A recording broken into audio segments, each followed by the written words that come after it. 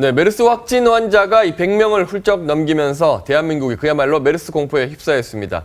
이번 주가 이 메르스 확산의 가장 큰 고비인 만큼 이 정부는 방역에 총력전을 펼치고 있습니다. 이 사태가 진정될 수 있을지 주목됩니다. 네, 키워드로 전국을 시원하게 풀어보는 김종래 정치 내시경 시간인데요. 오늘은 어떤 키워드로 현안들 풀어주실지 김종래 충남대 초빙 교수 만나보겠습니다. 교수님 안녕하세요. 안녕하십니까. 네.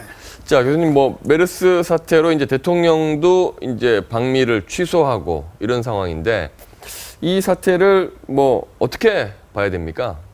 글쎄 네. 하도 많은 분들이 하도 많은 얘기를 했고 네. 저도 또 몇 차례 얘기를 해서 비슷비슷한 얘기입니다만은 하여튼 이번 주가 고비라니까 이번 주를 좀 잘 넘겼으면 싶은데 그래도 이런 일을 보면서 우리 사회가 그래도 희망을 가질 수 있구나라는 분에 오늘 감동스러운 글을 좀 하나 읽었습니다. 근데 비단 이분 뿐이겠습니까만은 한번 좀 보시죠. 오늘 중앙일보에 나온 겁니다.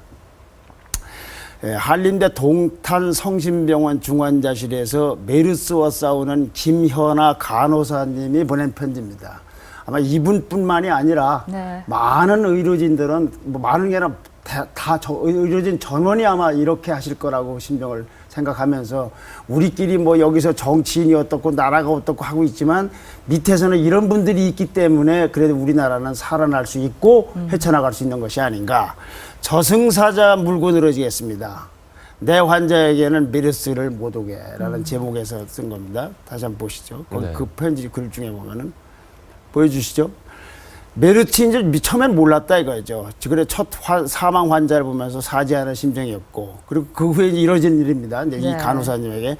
그랬더니 사람들이 시선이 바뀌었습니다. 아무와 마주치지 않으려 숨어서 출근하고 숨어서 퇴근합니다. 이게 간호사님의 일과입니다. 또 보시죠. 마스크에 눌린 얼굴 피부는 빨갛게 부어오릅니다. 비닐로 된 가운 속으로는 땀이 흐릅니다. 또 있습니다. 끼니마다 의료진 수만큼의 도시락이 자동문 사이트로 전달됩니다. 직원 식당조차 갈 수 없는 신세가 서글프게 느껴지기도 합니다. 격리가 되면서 자기네 집에 같이 있다가 이모 집으로 간 엄마에게 오늘도 용돈을 붙이지 못했습니다. 기타 등등의 구구절절한 사연이 있습니다. 지금 이 메르스를 가지고 이렇게 저렇게 조치를 취하고 발표를 하고 또는 그와 주변에 있는 분들은 지금 이 간호사님들의 이런 의료진의 심정으로 나는 잘하고 있나 그걸 생각을 해볼 필요가 있지 않나. 심지어는 나는 언론도 그렇고 여기 서 있는 저도 마찬가지라고 봅니다. 이런 분들만 계셨다면 이렇게까지 확산세가 커졌을까 이런 생각이 드는 것 같은데. 특히 윗분들이 훌륭하신 분들이 높으신 분들이 권한 가지신 분들이 마이크 가지신 분들이 이렇게 좀 훌륭한 태도를 가졌더라면 근데 이분들이 남의 얘기는 틀림없이 이분 심정으로 얘기할 거예요. 자기 문제가 부닥치면 다른 얘기를 하고 있는 거예요.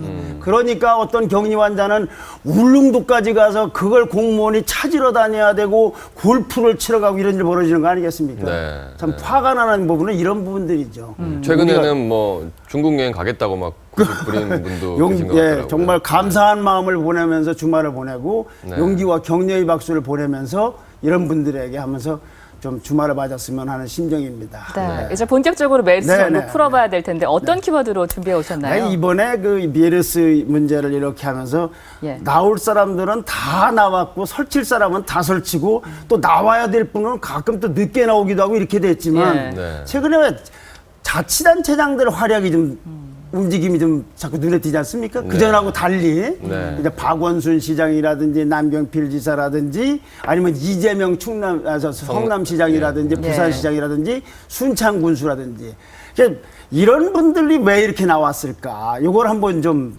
그러면서 공과 과는 뭔가 그걸 한번 정리를 해볼까 그럽니다. 메르스 사태, 단체장 시대가 열리나 이런 제목은 견해에 따라서는 다를 수 있으나 그냥 단체장들이 왜 이렇게 요즘에 활약이 좋은 의미든 나쁜 의미든 두드러진가 하는 거를 말씀드리고자 하는 겁니다. 왜 이렇게 열렸는가? 왜 이분들이 나섰는가? 비밀, 독점, 무능, 얌체 정부가 제공한 거다 이거죠. 이 얌체는 뭐냐? 단체장들이 하면은 싹 벤치마킹 하든지 컨닝을 해서 자기 걸로 하기 때문에 비밀, 무능, 독점에다가 얌체까지 섞여 있는 정부다 이런 얘기죠. 네? 그 여기를 한번 오늘 남경필 경기지사가 평화방송에서 인터뷰한 걸 보시죠. 네. 발병 초기에 제일 환자가 많았던 곳 아닙니까? 중앙정부 질병관리본부가 정보를 공유하지 않아 애를 먹었다. 또 다시 한번 보시죠.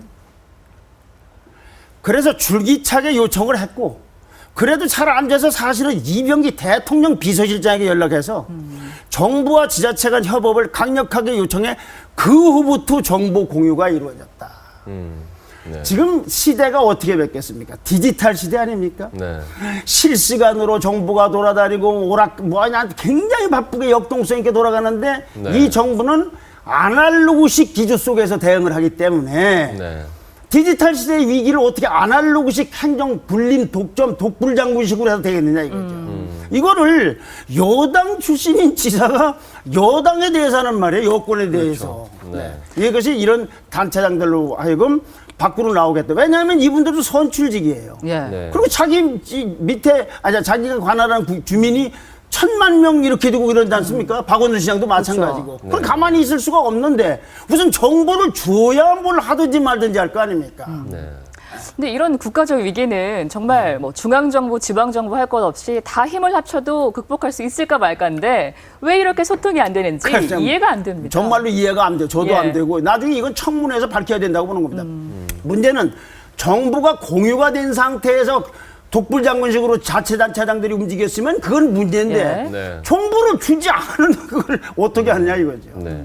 근데 뭐 저렇게 정보가 공개가 안 되니까 네. 사실 그것 때문에 또 국민들이 더 불안해하거나 그러지 않습니까? 대부분 거기서부터 네. 엇박자가 나기 시작하는 거죠. 예. 네. 잘 모르니까 이제 불안해하고. 네. 네. 인간끼리는 칸막이가 조금은 있을지 모르지만 이 정도 되면은 네. 이게 무슨 아날로그 시대가 아니에요. 디지털 시대라고. 네. 모든 게 소통되고 공유되다. 근데 이렇게 소통을 안 하고 있는 정부도 남보고는 소통하고 공유하라고 할 거다 그런 얘기죠. 그렇죠. 네. 알겠습니다. 다음 키워드도 한번 살펴볼까요? 네. 이제 삼성병원의 미스터리. 지난번에 방송에서도 유사한 얘기를 했습니다만은 네. 미스터리도 한몫을 했다. 이제 신문 보시죠. 네. 어제 국회 메르스 특위, 김무성 대표하고 문재인 대표가 만든 국회 특위에서 이제 관계자들을 오라고 그래서 질문하는데 삼성병원은 병원 아닌 국가가 뚫렸다. 14번 환자가 왔을 때 집단 발병했다는 정보 없이 정부가 통보를 해줬는데 안 해줬다. 여기도 또 그 얘기를 하고 있어요. 그러면 과연 이 말이 다 맞느냐? 네. 다시 한번 조선일보 오늘 일면을 보시죠. 확진자 절반, 삼성병원에 있는 58명 중에서 이 30명은 삼성병원이 체크한 리스트 밖에서 나왔다는 거죠. 왜 그러느냐? 응급실에 있는 의사와 간호사들인가 이런 의료진만을 중점 체크했지 거기 온 방문객과 문병객은 체크를 안 했다 이거죠. 네. 그러니까 거기서 절반이 나온 거예요. 의사, 의료진 그다음에 환자만 체크하고 이제 그 사람들을 주로 문병원 그러면 사람들은 체크하지 삼성병원에서 다 커버한 게 아니지 않습니까? 뭐 응급실 폐쇄는 둘째치고 거기 와 있는 사람 중에서 감염될지도 모른다는 사람 중에서 절반만 통제를 하고 나머지는 쭉 빠져나간 거 아니겠어요? 네. 한 800몇 명 중에서 그렇게 추린 사람들 800몇 명이라는 것이 이 격리될 이 사람들 관찰해야 된다는 리스트가 아닌 사람들, 즉 자기네들이 했던 환자와 의료진과 거기 속에만 들어있는 명단이니까 앞으로도 삼성병원이 체크한 리스트 밖에서 확진자가 나올 가능성이 계속 많아지는 거죠. 속수무책이겠네요. 그렇죠. 이런 상황이니까 이것 또한 자치단체장들 입장에서는 내 고장은 내가 지킨다는 생각을 안 할 수가 있겠네요. 그분들 선출직인데 당신네들은 뭐하냐는 주민들의 항의를 받지 않겠습니까? 근데 너희들은 가만히 있어라. 정부가 안 알려줬다. 우리는 리스트 대상 중에서 반만 체크를 하고도 다 체크하고 있다 그러면은 어떻게 되느냐 이거죠. 그래서 이들이 불러들였다. 저는 잘했다 잘못했다를 얘기한 게 아니라 이분들이 나서는 걸 너무 탓하지 마라. 누구라도 나서야 된다. 외국인이라도 나서야 될 판이다. 이런 얘기죠. 네. 자, 뭐 그럼 다음 네. 키워드 한번 보실까요? 네.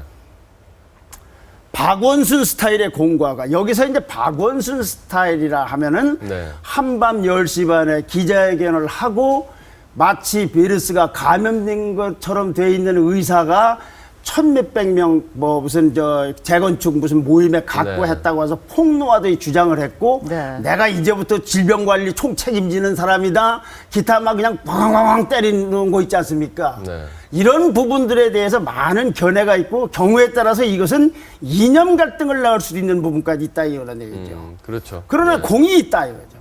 왜 그러냐? 정부가 공유를 안 하고 발표를 안 하고 문영표 장관은 그 문재인 삼성이사 지금 위독하시다니까 얼마나 스트레스를 받았겠습니까 이분이. 그런데 박원순 시장으로서는 어떻게 할 방법이 없으니까 공개하라고 그러니까 그 다음 날부터 쭉쭉 움직여서 이제 공개를 하고 뭐 하고 지금 움직이고 있는 거 아닙니까? 네. 그냥 큰 틀로서는 그 부분이 움직여진 건 맞는 거죠. 네. 그러나 한편으로 보면 그러면 박원순 시장은 여기에 과연 정치적 의도가 있는 것처럼 오해받지 않게 매끄럽고 네. 세련되고 정교하고 치밀하게 그냥 실무적으로만 했느냐라는 부분에서 의문부호가 남겨지는 부분이 있다 이런 얘기죠. 네. 첫째는 그 의사 보고 의사가 실제로 감염됐는지 안 됐는지는 모르나 문재인 환자가 격리가 됐고 그 환자를 치료한 의사이니 이분이 그런 단체 모임에 나갔더라는 건 좀 안타깝다 정도만 하면 되는데 이 사람이 병 걸린 사람이 갔다 이렇게 되면서부터는 개념 없는 의사로 만들어버리고 이건 얘기가 좀 다르지 않습니까? 그 의사 자체도 몰랐을 거고 그 다음 얘기는 더 있죠 이제 우리 조선일보 오늘 사설 네. 보시죠. 네. 박원순 시장 직할 병원이 메르스 환자 받지 말라고 했다니까 조선일보 사설입니다. 네. 이게 서울시립병원 민간 병원이 아니고 네. 이 서울시 의료원에 네. 있는 진료부장이 네. 환자들 받지 않는 걸 원칙적으로 하고 받으려면은 나나 부원장에게 상의를 하든지 결제를 받으라는 식의 이메일을 보냈단 말이죠. 네. 자, 당시란 건 기자회견 당시입니다. 한밤에 기자회견 했던 당시. 네. 당시 내가 진두지휘하겠다고 한 데서 그치지 않고 7일날 한 3, 4일 후에는 메르스 관련 병원들 이름이 공개된 후에는 서울의료원동에 격리병상을 38실 확보했다. 네. 구급차 140대, 소방차 펌프차 116대까지 동원해 증상이 있는 사람은 이송해 주겠다고 큰 소리 쳤다. 네. 그런데 이렇게 그 서울시 의료원이라는 직할에 있는 거기에 진료부장 가장 중요한 분이 원칙적으로 받지 말라. 그거 뭐 네. 문맥은 어떻고 했지만 어쨌거나 그런 이메일을 보낸 것만은 사실 아닙니까? 이 미묘한 시기에 네. 박 시장이 이제 초동대응에 실패한 중앙정부에 대고 삿대질하기 쑥스러울 것이다. 자기가 중앙정부에 한 것만큼이나 밑에서도 전혀 안 움직였다 이거예요. 네. 더 안타까운 것은 네. 이것이 이제 민간병원에서 오면은 이거를 이렇게 국공립병원으로 가는 이렇게 초기에는 조금 의심하다 확진해서 심하면 열이 모아주는 이렇게 쭉 네트워크가 있어야 될 거 아닙니까? 네. 경기도의 남경필 지사 쪽에서는 34개 민간병원과 경기도에 있는 이렇게 진료 거부한 듯한 경기도 의료원 5개 병원이 연합을 해서 네. 1차로는 거기서 맞고 2차는 수원에서 맞고 그래도 안 되면 분당 서울대병원으로 가는 걸 조용하게 지금 하고 있어요. 근데 그게 마침 그걸 책임지고 있는 사람이 왜 사회통합부지사라고 연정 속에 나와 있는 야당 출신 부지사가 그걸 주도를 하고 있어요. 거기에다가 음압병원이라는 거 있죠. 왜 네. 바이러스를 침투를 막기 위해서 하는 거. 그 시스템이 이제 곧 있다가 환자가 늘어나면 이 응압 시스템이 없어서 큰 문제가 생길 겁니다. 네. 음압. 네. 음압 이게 부분이요. 부족할 걸 알고 경기도는 2주 전에 18대를 외국에 주문해서 오늘인가 내일인가 오는 상황인데 이 박원순 시장 같이 저렇게 하면은 그 큰 공이 있지만 실무적으로 이것이 안 될 경우에는 음압병원이 없는 메르스 환자를 낳았다는 그건 하나만 하는 소리를 하고 있는 거예요. 메르스가 다시 밖으로 나간다 이거죠. 그러니까 이게 단체장들도 보면은 이렇게 과가 없이 공만으로 보이게 하려면은 그 또한 중앙정부한테 삿대질하고 손가락질 할 것이 아니라 네. 자기네들도 점검을 해가면 해야지. 여기 더 나아가서 순창군수 같은 분은 완전 폐쇄를 하고도 주민들의 고통 속에서도 하여튼 직원들을 보내서 막고 있지 않습니까? 네. 그런가 하면은 성남시장 같은 경우는 환자 관련 정보를 톡 공개했죠. 예. 이게 남의 문제가 아니고 내 문제가지만 아주 미묘해서 그 아파트에 누가 사느냐 어떻게 상대하느냐 문제가 나오지 않습니까? 네. 그러니 제발 앞으로도 지방자치단체장들이 광역이든 기초든 행동을 하려면 그거는 좀 정치성 없이 해야 된다라는 교훈을 주는 거죠. 네. 이 대응 과정에서 못한 점 나열하기가 좀 어려울 정도인데 그렇죠. 마지막으로 간단하게 네. 어떻게 위기 극복해야 될지 좀 제가 조언해 보기에는 주시죠. 한마디 이겁니다. 예. 내가 주도했다, 내가 했다, 예. 우리가 했다라고 이렇게 뭘 발표하고 생색내고 보고하고 하려고 하지 말고 네. 협업을 해야 된다는 얘기. 협업을 모두가 자치단체장, 중앙정부든 의료인이든 뭐 지나가는 사람이든 간에 디지털 시대에 그렇지 않고는 아날로그적 발상으로는 절대로 막을 수가 없습니다. 네. 네. 결국 정답은 협업이군요. 그렇죠, 협업이죠. 자, 오늘 말씀 네, 고맙습니다. 네. 감사합니다. 고맙습니다.